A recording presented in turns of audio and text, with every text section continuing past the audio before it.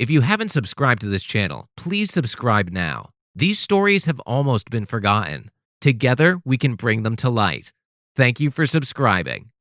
Unlike today, there was a time when Nigeria had a great leader who served with heart and might.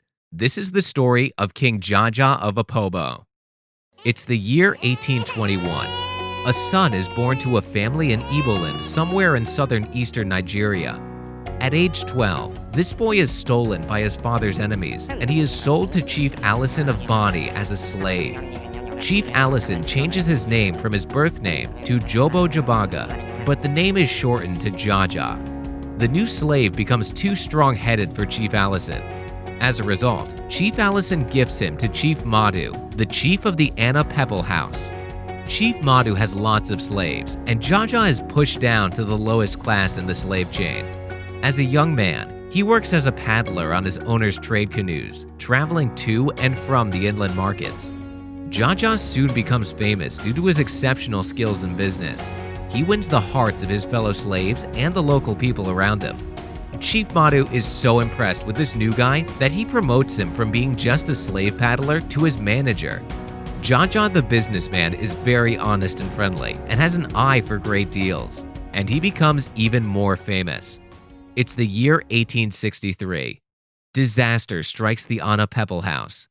Chief Madu is dead, and to make matters worse, he died leaving behind a staggering debt of about 10,000 pounds owed to the European trading companies. Fearing bankruptcy, all of the eligible chiefs of the house declined to head it. And guess who steps up to take the dead Chief Madu's throne? Our very own slave boy Jaja is now the head of the Anna Pepple Royal House. In just 2 years, Jaja brings order to the house. He replenishes the finances and pays up all of the debt. The oil palm market is flourishing. The former slave is doing such a wonderful job that the neighboring houses decide to merge with his.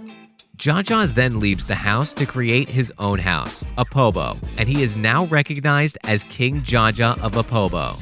He still maintains control over the oil palm trade in the region. This enables him to retain monopoly over the trade in the region. He is so powerful that when one of the European firms refuses to pay their dues, he stops trading, grinding their economy to a halt. It's obvious now, King Jaja's increasing power is now a threat to British interests. It's a sunny afternoon. The winds are moving slowly across the palm plantation. King Jaja receives a letter from the British. The letter contains an invitation for a business meeting on one of their warships. King Jaja accepts to attend this meeting. As soon as King Jaja arrives at the venue of the meeting, he's arrested by the British Army. The British need him out of the way so that they can keep on plundering his kingdom. King Jaja is tried and unjustly sentenced to exile. He serves his exile on St. Vincent Island in the Caribbean. King Jaja is granted freedom to go back home.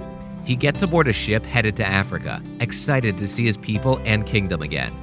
But he never makes it back home. After some day on the ship, disaster strikes again as King Jaja dies on his way back home. Till this day, a statue stands to commemorate his exceptional life. At the base of the statue, it reads, "A king in title and in deed, always just and ever generous, respected and revered in life, lamented and mourned by all when dead." If you have learned something in this video, leave a like. If you haven't subscribed already, hit the subscribe button to ensure you don't miss any of our new videos. You want more facts? Check out this video or this one.